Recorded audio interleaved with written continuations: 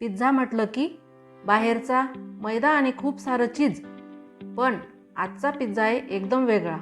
नमस्कार मंडळी, स्वागत आहे टेस्ट सूत्रामध्ये. आज आपण बनवणार आहोत रोटी पिझ्झा. आणि सगळ्यात खास गोष्ट म्हणजे हा पिझ्झा माझ्या मुलीने बनवला आहे. हो, आजची ही रेसिपी मला माझ्या मुलीनेच शिकवली आहे. आणि सर्वात भारी म्हणजे यात मैदा अजिबात वापरलेला नाही. काही साहित्य आपण बाहेरून घेतलं आहे, जसं की चीज, बटर, सॉस, पण बेस पूर्णपणे घरचा आणि हेल्दी आहे. हा पिझ्झा मुलांना आणि घरच्यांना खूपच आवडणार आहे, त्यामुळे व्हिडिओ शेवटपर्यंत नक्की बघा. होममेड रोटी पिझ्झा बनवण्यासाठीचे साहित्य आधी आपण बघून घेऊया. सर्वात आधी मी अर्धा तासापासून गव्हाच्या पिठात मीठ आणि तेल टाकून पोळीसारखी कणिक मळून घेतली होती. ती अर्धा तास राहू दिली होती झाकून.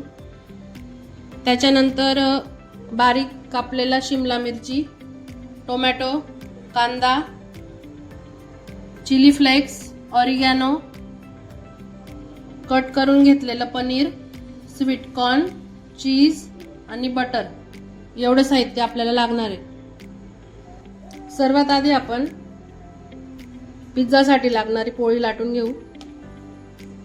ही पोळी थोडी जाडसर लाटायची.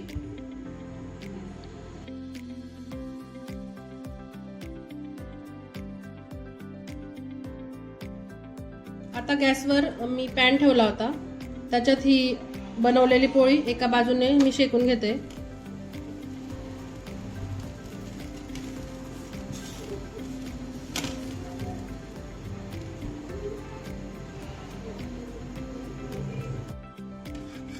पोळी एका बाजूने चांगली शेकून घेतली आहे अशा प्रकारे.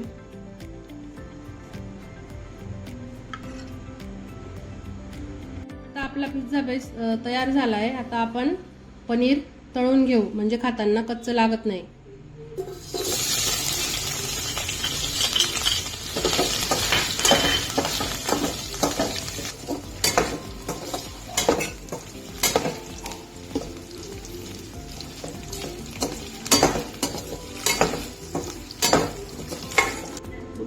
पनीर मी थोडे गोल्डन ब्राऊन होईपर्यंत तळून घेतलेत.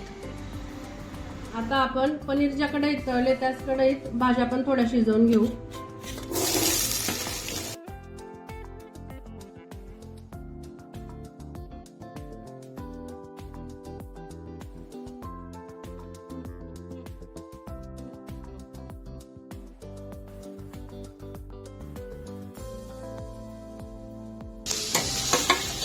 पाच मिनिटं भाज्या शिजवून घेतल्या की खाताना भाज्या कच्च्या लागत नाही.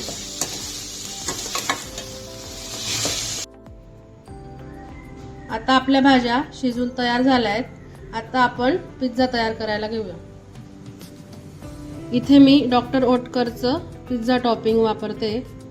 सर्वात आधी आपण पोळी बनवून घेतली होती, ती जी शेकलेली बाजू होती ती वर घेऊ आणि जी कच्ची बाजू आहे ती खाली घ्यायची आणि शेकलेल्या बाजूवर पिझ्झा टॉपिंग स्प्रेड करून घ्यायचं.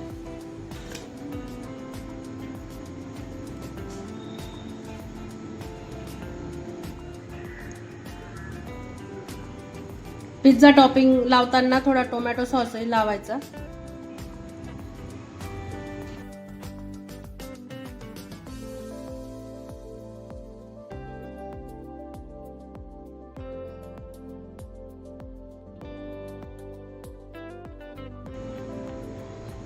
पिझ्झा टॉपिंग आणि टोमॅटो सॉस स्प्रेड केल्यानंतर त्यावर आपण शिजवलेल्या भाज्या पसरवून घेऊ.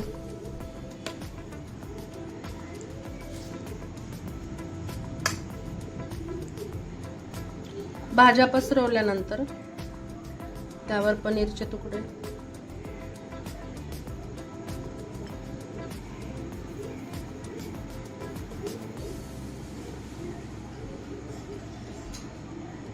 थोडे स्वीट कॉर्न,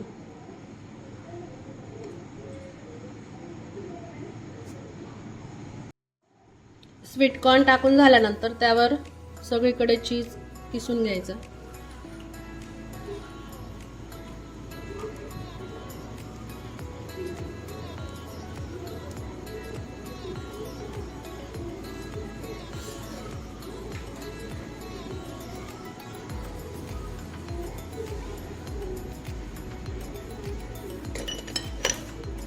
चीज किसून झाल्यावर चिली फ्लेक्स सगळीकडे पसरवून घ्यायचा थोडा थोडा आणि ऑरिगॅनोही टाकून घ्यायचा.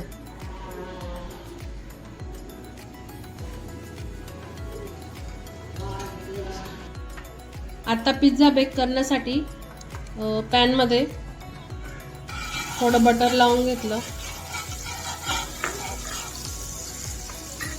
आणि त्यावर आपला पिझ्झा बेक करण्यासाठी ठेवला.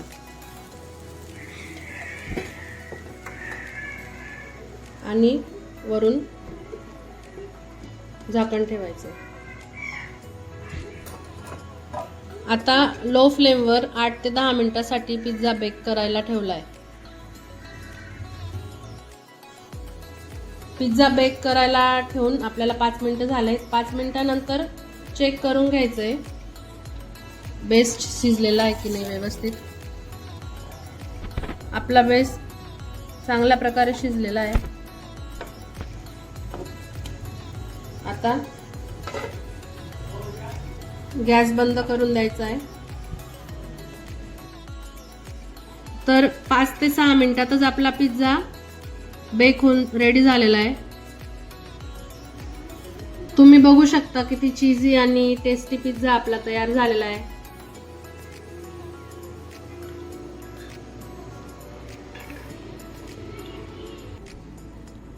आता आपण कट करून घेऊ सर्व करण्यासाठी.